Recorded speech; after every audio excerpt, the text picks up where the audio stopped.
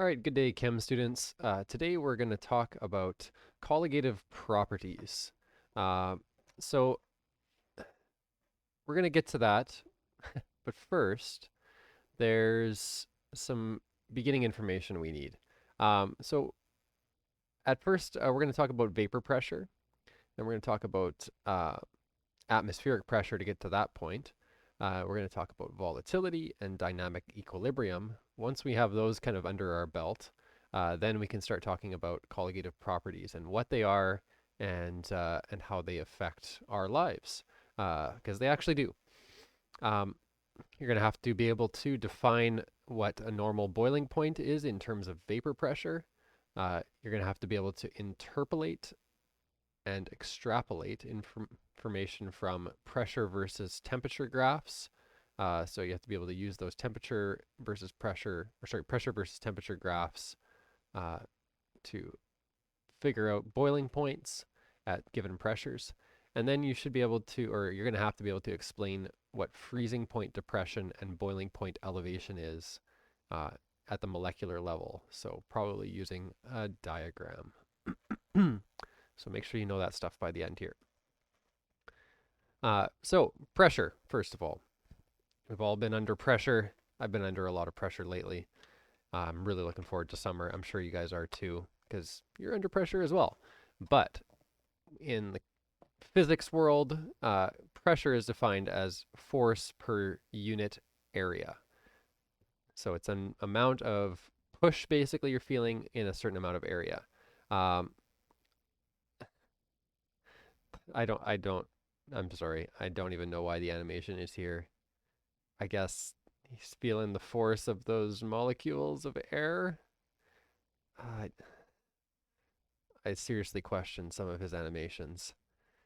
Whatever the case, air is a gas, so it also must be exerting pressure. I guess that's what it is.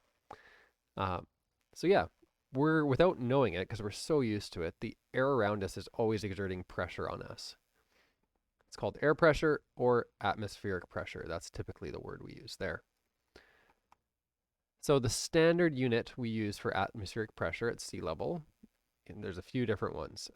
One is atmospheres, so 1 atmosphere, which is also equal to 760 millimeters mercury. That's the symbol for mercury. So millimeters of mercury, which is equal to, in metric, 101.3 kilopascals.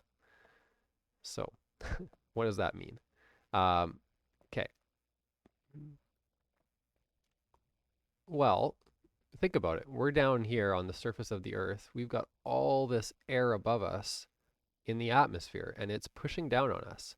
Now, atmospheric pressure is equal to a force divided by the area, right? Well, force is mass times gravity. If you're in physics, you'll probably recognize that one. So mass times gravity divided by the area. So the mass of all that air times the gravity divided by the area it's pushing on, and that gives us our atmospheric pressure. So as we increase in elevation, there's less air pushing down on us. Closer we are to sea level, which is why it says at sea level, that's kind of our, well, it's not our lowest point. There are some lower points uh, that are above water still. There's some cities that are in below sea level, actually. But whatever the case, we use sea level because it's a pretty standard measurement. And at sea level, there's a certain amount of air pushing down on us. So if you're up on top of a mountain, uh, you're going to feel less air pressure. Well, you might not notice it by feeling. You'll notice it by by breathing though. I've been on top of a mountain before, and that last little while, that last third of the mountain that you're climbing is uh, you're stopping all the time to catch your breath. Uh, and mainly it's because you're not taking in enough oxygen because the molecules are thinner up there. They're more spread out, just like in kind of this picture here. So if you were up higher, you'd have less of those molecules pushing down on you. So why do they use millimeters mercury? That's kind of one, uh, that was kind of the original thing that they used before kilopascals, before atmospheres. That is because of this little gizmo here.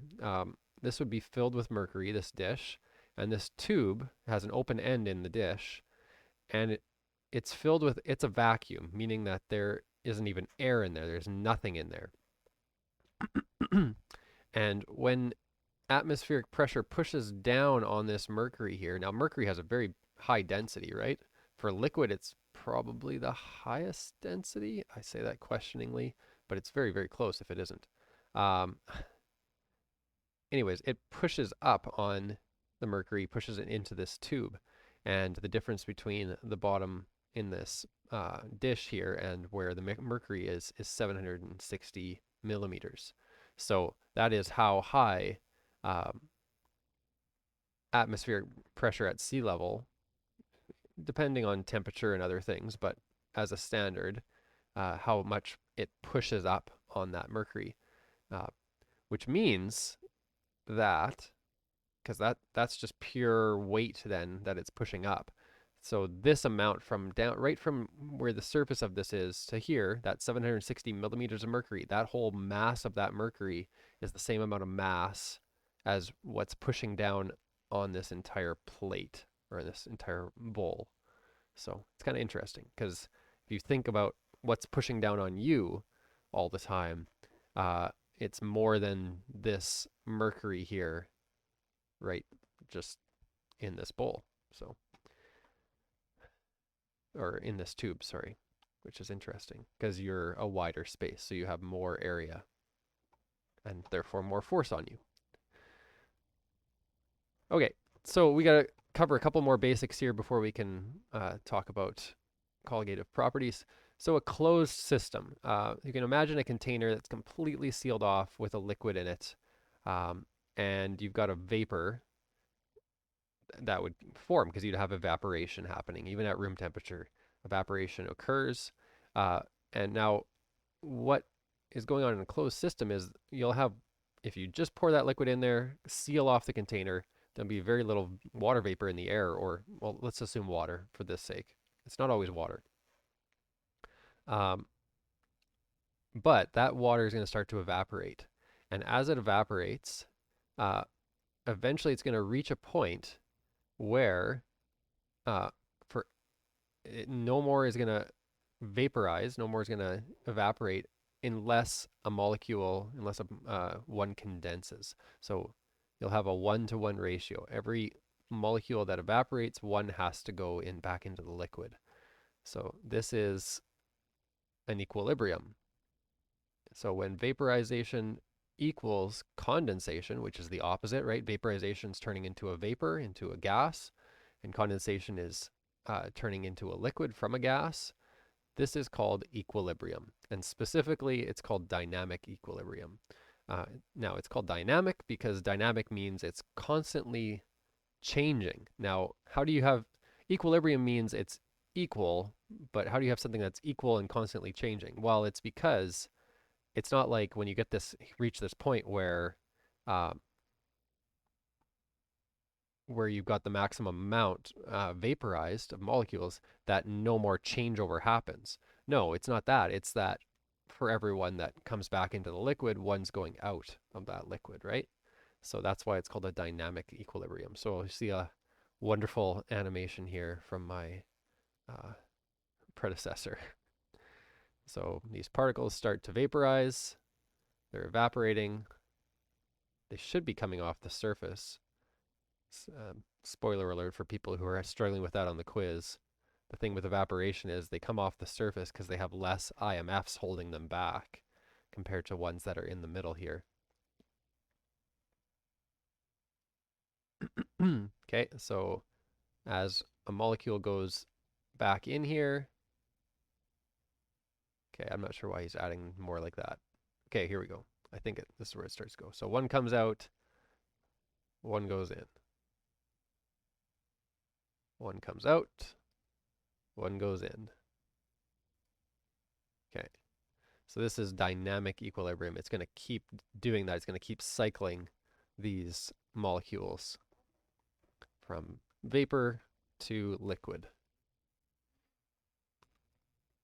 Okay, so The reason we had to talk about that is because when we get to that equilibrium, uh, in a closed system, the amount of pressure that this vapor is pushing outward on this container is known as the vapor pressure.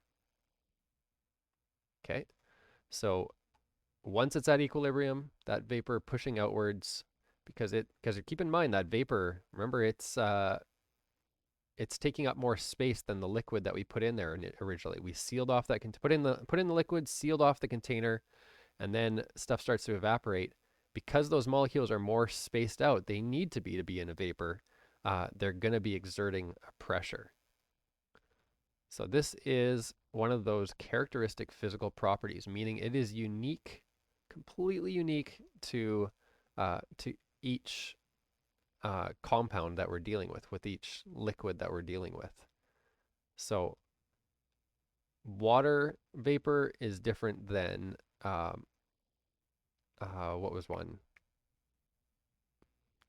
Hydrochloric acid vapor. That's different than uh, chloroform vapor. That's different than gasoline vapor. It's all that vapor pressure is all different. Okay, so this is a tool we use to measure vapor pressure. Um, it's called manometer, open-ended manometer specifically, because we need to make sure we have atmospheric pressure in here. So got the same deal. Put in the liquid. Uh, you'd have like a little tap here that you'd close off at this point, so that no more. It's got a completely sealed system. The water vapor starts to occur. They get that evaporation, and the pressure that it exerts has nowhere to go except to push this mercury through this tube. And as it pushes down, it pushes it up over here, right? Now you've got atmospheric pressure pushing back down on it. We can tell what vapor pressure is because of the difference in height here. Because if there was no vapor pressure, these two would be completely level, right? So a manometer measures this vapor pressure, and it compares vapor pressure to air pressure, measures the difference in height on both sides. Okay.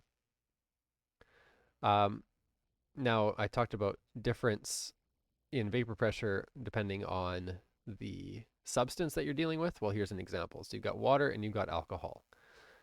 And you can see, based on the height of the mercury on the alcohol one, that you have increased vapor pressure, right? There's more alcohol that wants to vaporize and therefore takes up more space, and it has to push up on that mercury.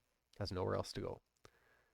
So there's a rule that the weaker those IMFs, the intermolecular forces, one of you guys' favorite things, I'm guessing, based on uh, the looks I got from the quiz today, uh, was sorry. Uh, the weaker the IMFs, the more particles are vaporized, right? And it makes logical sense. You got less stuff holding you back. Uh, it's gonna vaporize more easily, right? As such, there's higher vapor pressure, and it becomes more volatile. Now that word volatile means that it just wants to vaporize, essentially. You maybe heard the term volatile organic compounds. Um, if you haven't, you will at some point. Uh, if you're ever buying paint, you know, a lot of them advertise, oh, lower VOCs, volatile organic compounds. And what that means is that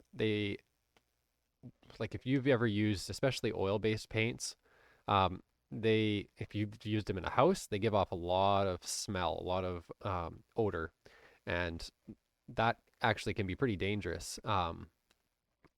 If you are painting in a closed room with oil-based paint and you don't have proper ventilation, uh, you can like pass out because the VOCs are strong enough to get to you. And long term, for people who are doing it in like careers, like doing painting and stuff, let's say auto body repainting, where it's especially where in that case it's vaporized because it's a spray, right? Uh, they have to make sure they're wearing proper personal protection equipment, PPE, that filters out all of those VOCs because they can cause health effects later on in life, even besides the current ones of, asphyxiation, essentially. So, um, anyways, yeah, alcohol has weaker IMFs, so there's more particles vaporized and higher vapor pressure. It's more volatile. And alcohols and like um, hydrocarbons, so things like propane, ethane, methane, octane, um, ethanol, which is an alcohol. Those are all things that have weak IMFs and therefore higher vapor pressure because they're more volatile to begin with. So if you guys, and you guys have experienced this to some degree, if you've ever used hand sanitizer, which all of you have now, you'll note that it feels cold when you rub it on your hands. Now, logically, that hand sanitizer has been sitting in that classroom. It's 20 degrees or 21 degrees, whatever the room temperature is. It's been sitting in there for days. It's the same temperature as everything else. So why does it feel colder than if you put water on your hands? Well, it's because it's vaporizing, it's turning into a gas uh, faster than water would. And it's because of those weak IMFs that it's turning into a gas much faster than water would if you put water on your hands. And as it does that, it pulls heat away. It's essentially the same as when you're sweating and you sweat to cool you down because that uh, draws heat away from your body. That evaporation process pulls it away. Well, alcohol is just speeding up that process. Let me be clear, not drinking alcohol. That does not speed up the process. Uh, Rubbing it on your hands, though, you can feel the evaporation. It speeds it up a lot faster. And I have some in my shop at home. I have acetone, which is like a really volatile organic compound. I use it for cleaning some stuff, like that nothing else gets, basically. Um, but it's very strong. It smells very strong. And if I ever get any on my hands, it feels like almost like putting ice on my hands. It evaporates so fast that it takes away the heat. So just keeping that in mind. The weaker those IMFs, uh, then the higher the vapor pressure is going to be. Okay.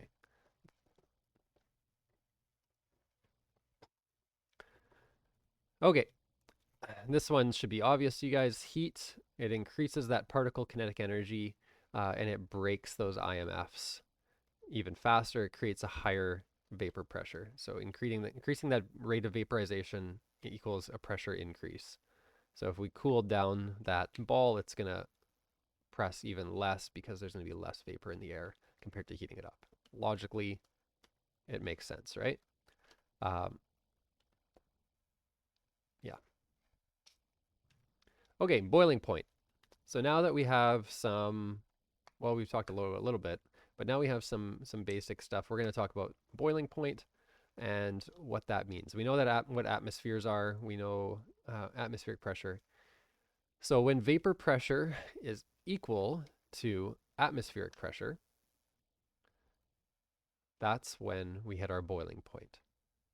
So particles must have energy to break those IMFs from the liquid and energy to push out of the liquid and through the air. That's how much energy they need to have. To get that energy, that's where we need the heat, right? That energy is giving those particles enough kinetic energy to break the IMFs and push out of that liquid and through the air.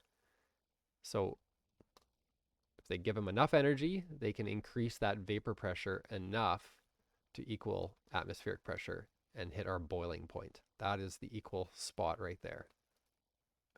So particles with strong IMFs, because of this, require more energy because you need to break those IMFs to boil. And higher temperatures are needed, therefore. The more energy equals higher temperatures, right? Energy, temperature go hand in hand. But particles with those strong IMFs require more energy, higher temperatures to phase change to a gas with enough pressure to equal atmospheric pressure. This means any change in air pressure will produce a change in the boiling point. If we increase atmospheric pressure, we have to increase our boiling point. We have to increase our temperature to make it boil faster. Um, Instant pots are kind of a hit nowadays. This is a great example of this. Instant pots or pressure cook they are pressure cookers. That's what they really are.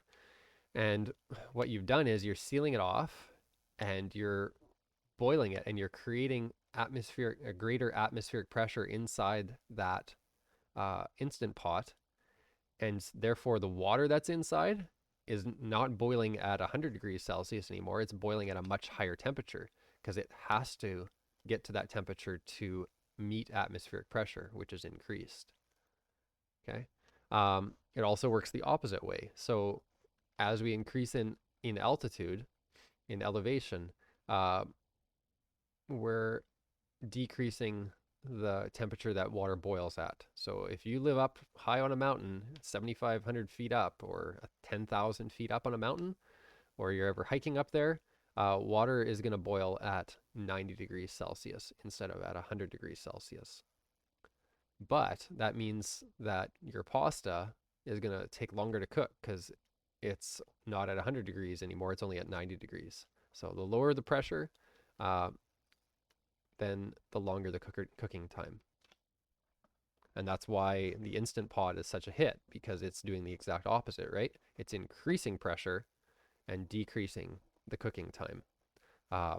For example, like if anyone had pulled pork before, um, typically I always do it in a slow cooker. I throw it on in the morning, throw my spices in there and some apple cider vinegar and pork shoulder, and leave it all day. Leave it 8 hours, 8, 9 hours on low, and let it just slowly cook, and it's delicious. You can do the same thing in an Instant Pot in 30 minutes because of the pressure cooking ability. You can get that temperature up so high that it just cooks that thing through super fast. So yeah. Now I still use the slow cooker. I'm a little bit more traditional on it, I guess. I don't quite trust it, but I have used it once, and it was still really good. I like that. I like coming home to a house that smells of uh, pulled pork. It smells delicious. Okay, increasing vapor pressure with temperatures. So this right here is a uh, pressure versus temperature curve. You'll see that we are standard air pressure or atmospheric pressure 101.3 kilopascals right there at 100 degrees. Um, so just above 100. And you can see that, let's look at water first of all. For the curve for water means that we hit that right at 100 degrees Celsius. And remember the rule, when uh, vapor pressure equals atmospheric pressure,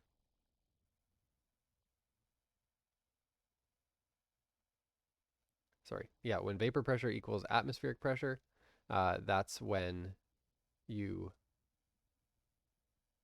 reach that boiling point. I'm sorry, I was losing my train of thought there. It happens to all of us. Okay, so once we hit that vapor pressure, it's at 101.3, same as the atmospheric pressure right up here. And for water, that's at 100 degrees Celsius. So we can look at this and we could say, well, yeah, that would be helpful. Say that ethanol's boiling point is, what is that? 76 degrees Celsius.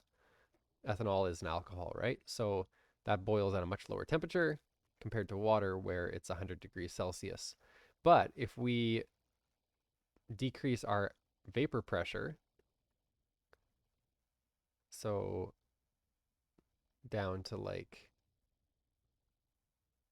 or if we decrease our atmospheric pressure down to Well, let's see. What were we at with the on the mountain? It was like 90 degrees or 90 uh degrees Celsius. Yeah, 90. So 90 was right be right here, which means that that vapor pressure on top, the atmospheric pressure on top of a mountain 10,000 feet up is about 68 kilopascals of pressure on top of that mountain at 10,000 feet. Because that's all that the water has to hit for vapor pressure to actually boil. Okay, colligative properties. So this is, so far what we've been talking about has not been colligative properties despite the title. They've just been other other uh, theories and other whatever physics stuff that you guys need to know. Colligative properties, though, are physical properties of a solution that are affected by the number of solute particles dissolved. When it says not identity, that means it doesn't really matter what type they are. It just matters the number of particles. So there's a few things. We've got vapor pressure that's affected by it. We've got boiling point that's affected by it. There's freezing point that's affected by it. And that, and some of these you guys are going to know offhand. You just didn't maybe know that you knew it. There are formulas for it. We're not going to be using them because we're not doing the math on it. It's just the theory side of things. All right, so vapor pressure. We know a fair amount about vapor pressure at this point. Pressure of vapor at equilibrium with its liquid in a closed container. That part we know. Skip all this. It's just that same animation. Oh, and I went too far. Okay, so when evaporation equals condensation, then we hit vapor pressure. That last little thing didn't really matter a whole lot. Surface particles have fewer surrounding particles to attract to. But that's the IMF's thing near the surface. Okay, so the thing is with colligative properties, as we add some solute to this and turn it into a solution instead of just being pure water, for example, add some salt in, and that salt takes up space and prevents those solvent particles from actually reaching the surface. So there's less at the surface, so less are going to evaporate. There's fewer particles evaporating, therefore there's less vapor pressure. They literally get in the way of particles vaporizing. So if you have dissolved salt or dissolved sugar in water, it's going to produce less vapor pressure because you're going to have less space for them to get out of that liquid. Take up space, prevent solvent particles from reaching surface. Okay, boiling point. Same kind of thing. Temperature needed for vapor particles to have pressure equal to air pressure for to escape. We got the same problem here. Solute particles take up space, prevent solvent particles from getting close to the heat. So they're on the bottom here, well, they're all over the place. Or leaving as vapor. So it blocks particles and it also blocks the heat. So it just in general increases the amount of heat we need. So if you increase heat, well, you can still get that to boil. On this note, you guys ever see with recipes or anything, it says when you're boiling a pot of water, put in a pinch of salt? What do you think that does? Based on what we just talked about, what does that do to the temperature of that water at boiling?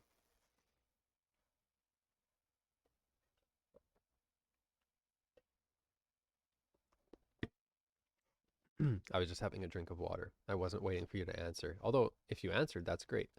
Um, yeah, adding that salt is going to increase the temperature slightly of that water, which means your food will cook faster.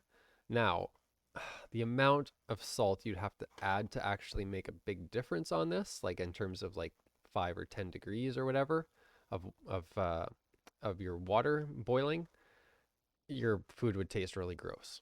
I've done tests with this in the past, and like adding like a teaspoon of salt to like a liter of water already is noticeable in taste, and it only increased the temperature by like 1 or 1.5 degrees.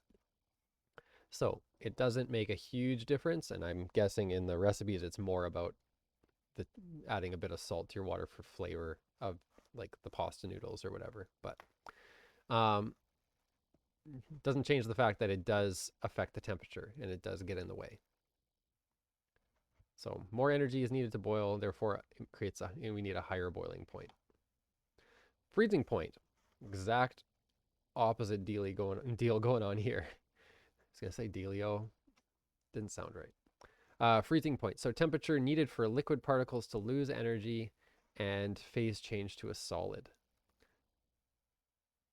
So in this case, it's about losing energy, not about gaining it. So to do that, right, we've got a liquid particles, they turn into a crystalline structure.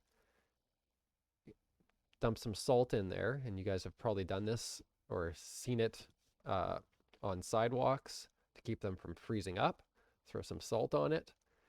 That means that those solutes take up space, prevents that solvent particles from organizing into those crystalline structures.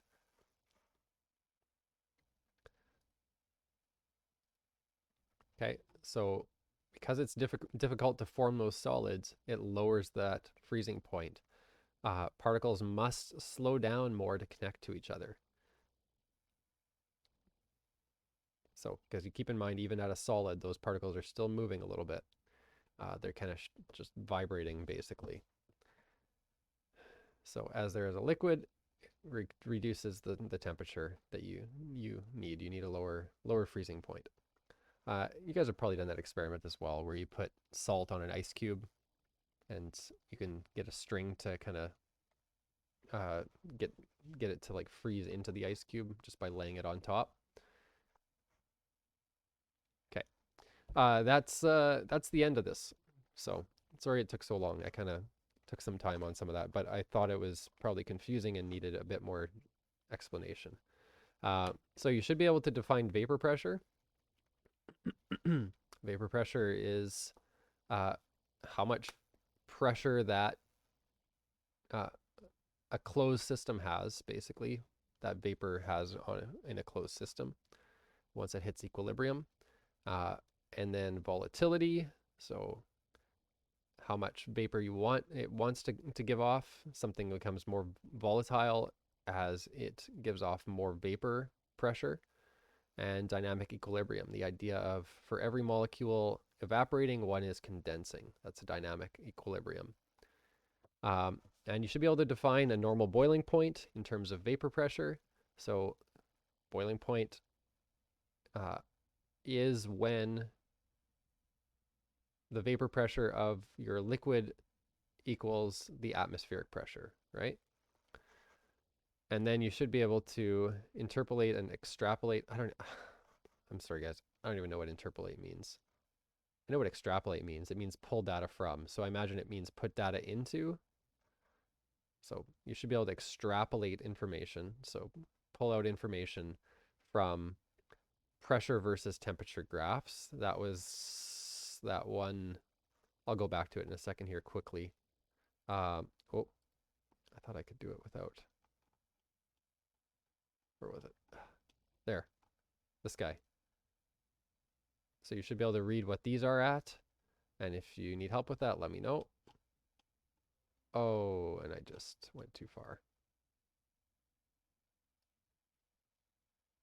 There we go. And you should be able to explain the freezing point depression. So lowering that freezing point and boiling point elevation at the molecular level. So as well as how that affects vapor pressure too. So when we increase those solutes, and it's just about number, it's not about type, but if we increase the solutes, then it's going to lower the freezing point and it's going to increase the boiling point at the molecular level.